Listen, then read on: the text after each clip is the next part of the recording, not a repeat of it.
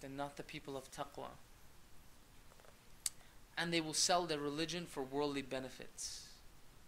This one is a very important one. That religion will become something easy to sell. How many times have we seen ulama sell their religion just to gain something? Especially in this time. It is so easy for a speaker or for an alim or for somebody to just say, okay, I'll just manipulate the truth a little just to get more money or to get something. It's very easy, and we have plenty of these type of ulama, plenty of these type of scholars, and will sell the religion for worldly benefits. At that time, the heart and the soul of the believer will melt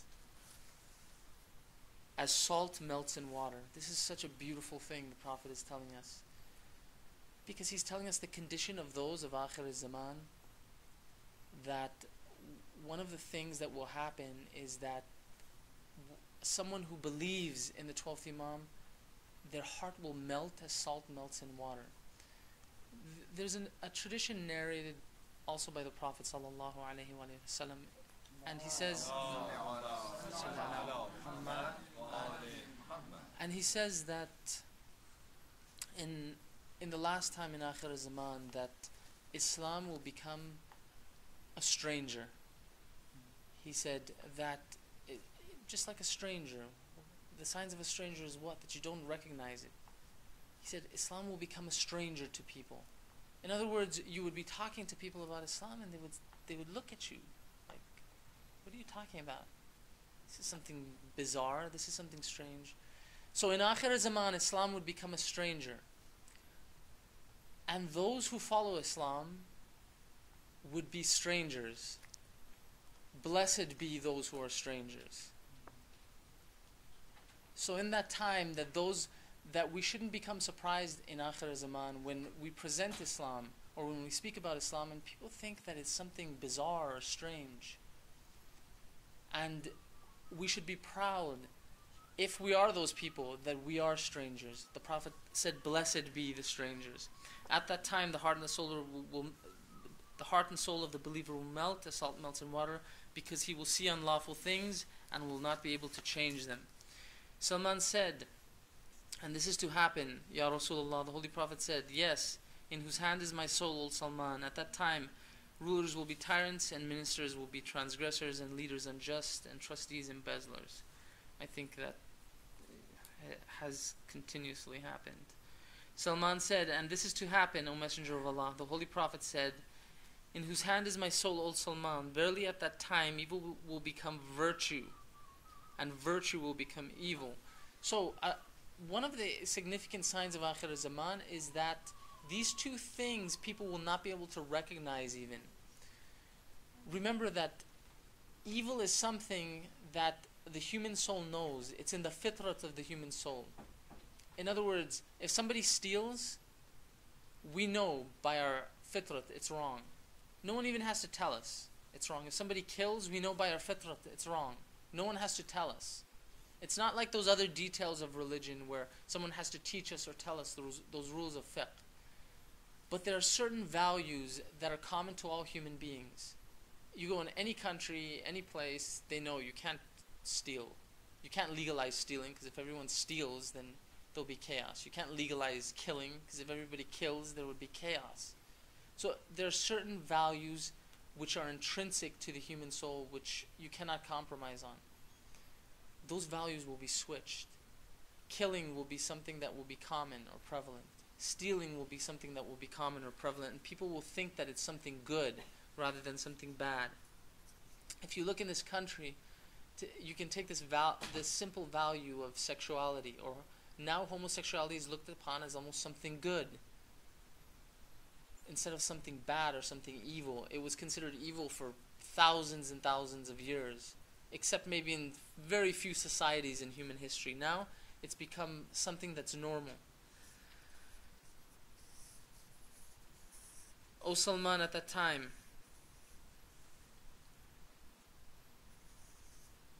or it may happen that such people will ascend the pulpit that will not deserve such honor. So people will be speaking about Islam that do not deserves such honor. The minbar was created for delivering the commands of Allah to His servants. Its only purpose was for amr bil ma'ruf wa nahy anil munkar.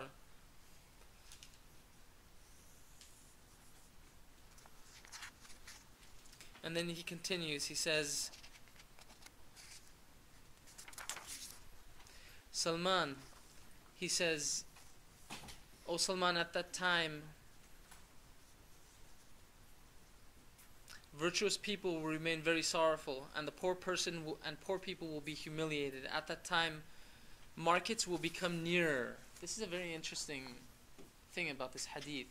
That the market or the place where people interact or sell will become very close. The word he uses here is qareeb. That it will become very close to people. Now, it's interesting that we see with the advent of internet that right now you don't even have to leave your desk at your home. You don't even have to go to your desk. You can sit in your bed in a laptop. You don't even have to do that. You can get on your cell phone and you can purchase something.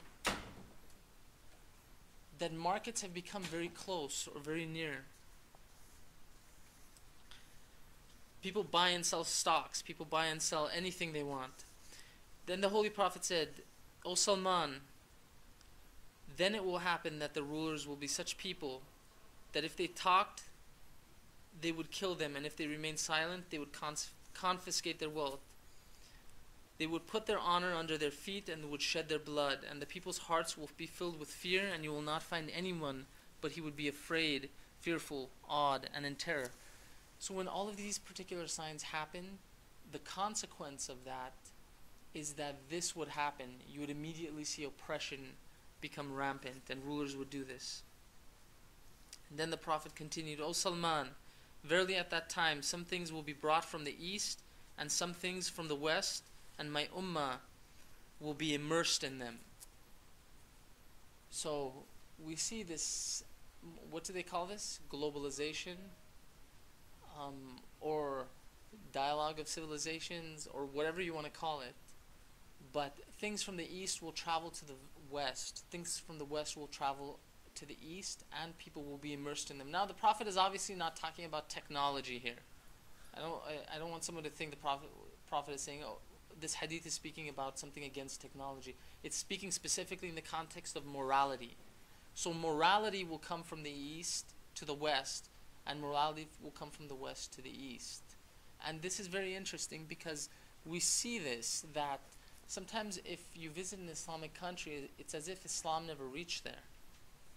And you visit a Muslim country, and you visit a kufr country, and you see people are practicing kufr, practicing Islam there, when they're in the midst of kufr.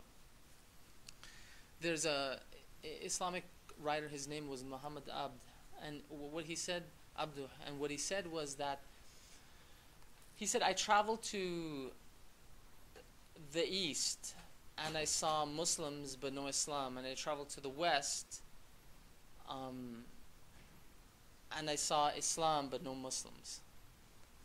So it's a very interesting thing. And then he continued, then woe be unto the weaker people of my ummah from them, and woe be unto those un-Islamic agents from Allah. They will not have mercy upon the little ones, and will not respect the old ones, and will not pardon anyone who committed a mistake. Their bodies will be of human beings, and their hearts will be of shayateen, Satans. So these people who will oppress people will go so far to the extent that the Prophet is telling us that they will go, their souls or their hearts will change to such an extent where you would not even consider them human beings. Their inner self would be so bad that they would become below of an animal, which is a shaitan. And then he continued, O Salman, at that time males will satisfy their lust with males, and females will satisfy their lust with females. And males will liken themselves to females. That's something that's happening. And females will look like males. So there will be the curse of Allah upon those of my ummah. So when we see this type of behavior transferred to the Islamic world, then this is when the